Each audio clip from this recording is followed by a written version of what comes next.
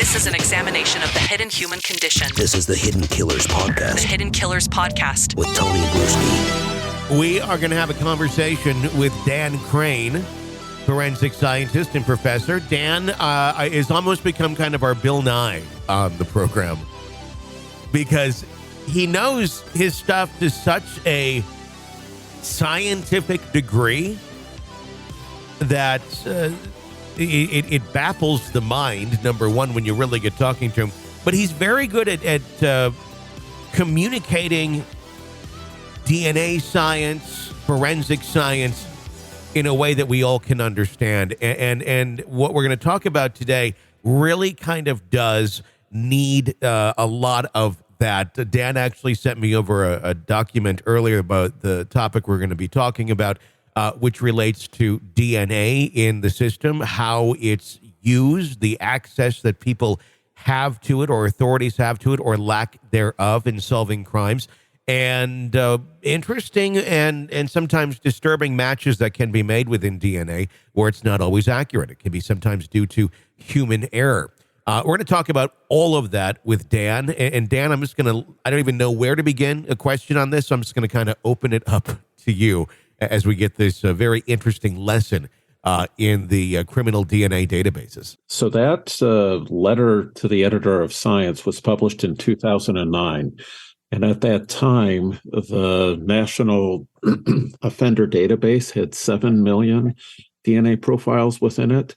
Today, it has more than 13 million. So it's just about doubled since that was published. And, there's a bunch of academics that are involved. And so there's lots of different strings that they want to get to pull at. Mm-hmm. The one that I get most excited about is the potential to identify error rates or to determine errors in DNA test results. And, it comes down to this. About 15, 20 years ago, I was involved working for the government, actually, in an investigation for the state of Victoria in Australia. Mm-hmm. And as part of that, I had access to about 15,000 DNA profiles in their state offender database at the time.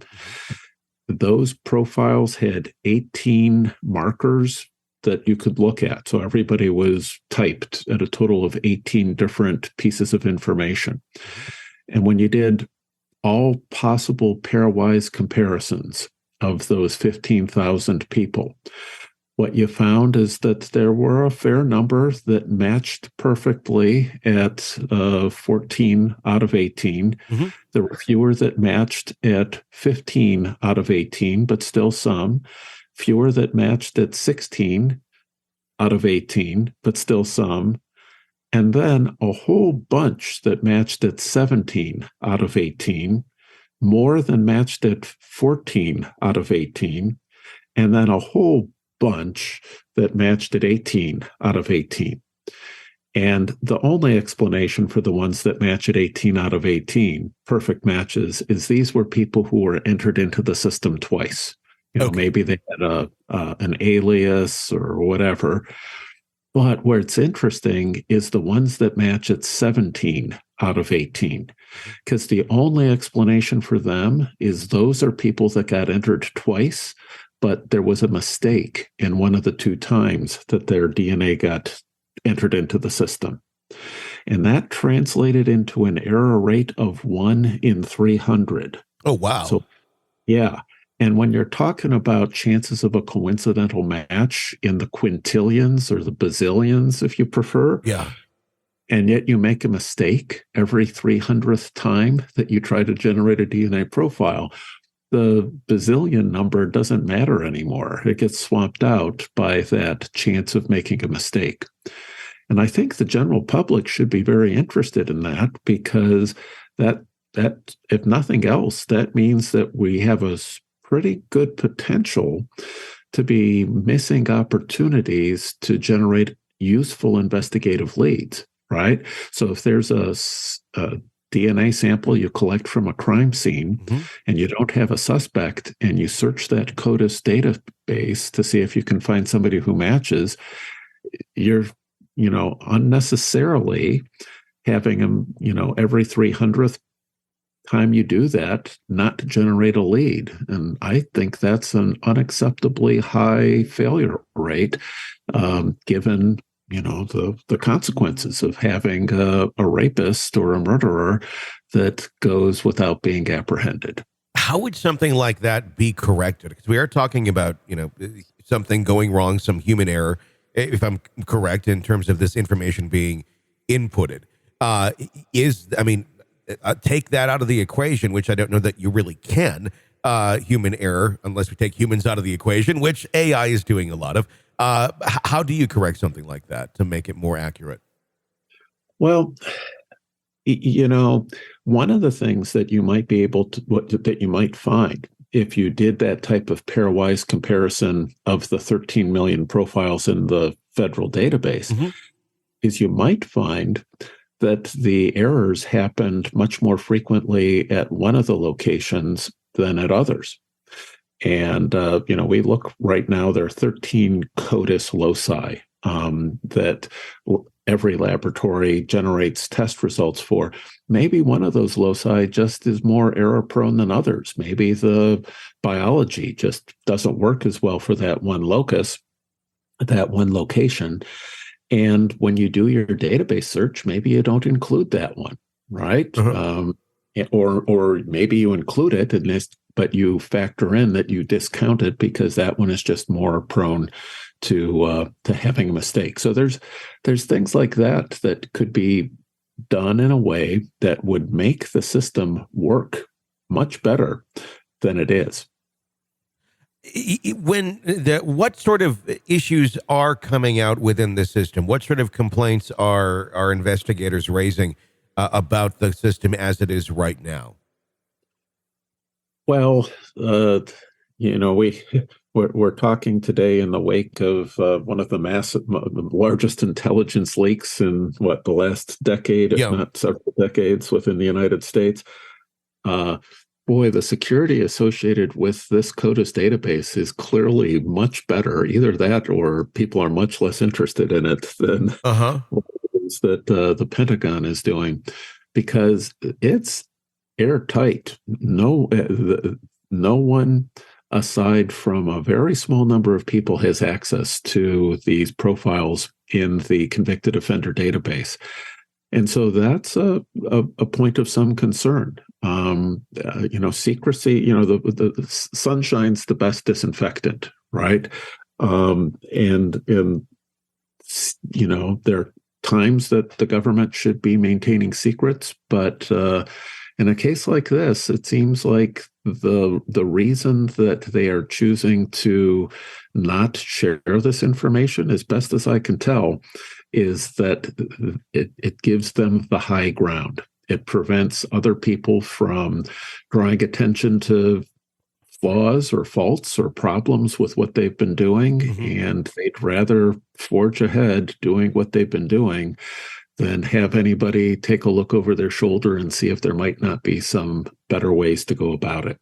Better ways to go about it, or finding errors. So you're saying it's too locked down, where if more people had access to this in the correct positions, more could actually be done. More people could be identified. More criminals could be caught, or cases could be even solved by matching certain people to certain places that otherwise may not have been matched. That's exactly right. And, and again, that's the facet of this that I find most interesting and most appealing. But as I mentioned a bit ago, there's a good half dozen to maybe a dozen different other sort of esoteric population genetic kind of analyses that might be done as well that could have some important implications for how much statistical weight gets attached to samples, and could also be very helpful with the continued development of what are called probabilistic genotyping systems. These are expert systems that are used to interpret test results that human analysts say are just too complicated for them to be able to make sense of. In the simplest terms, to try and make us understand that better, what sort of things is that trying to identify? What is it combing through and finding results of that would be far more difficult for a human to go and translate that data?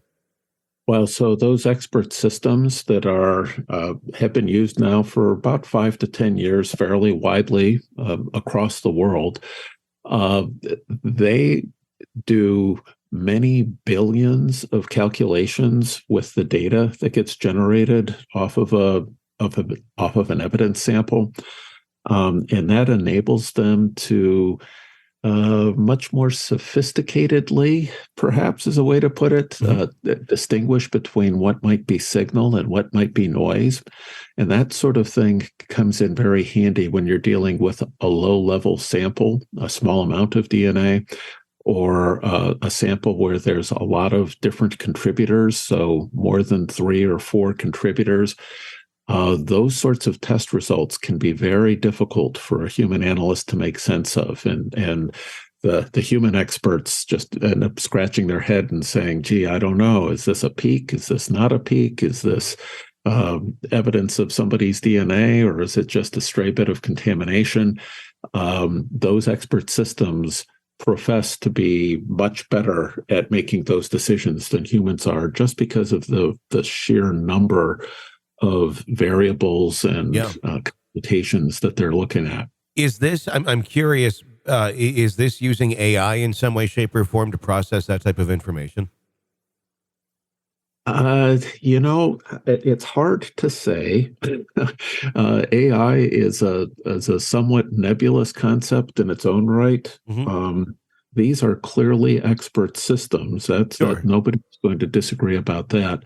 But the people who have developed these expert systems have not been very open in terms of sharing what's under the hood. Okay. And when they do share, there are usually some pretty stringent non-disclosure agreements that are in play. So I need to be a little bit careful about what I say. But it's publicly known that some of the most widely used of those programs have hundreds of thousands of lines of computer code that underlie them. So this isn't like a simple, Excel spreadsheet sort of thing. No. These are, serious computer science undertakings. How interesting. This is an examination of the hidden human condition This is the Hidden Killers Podcast. with Tony Brueski.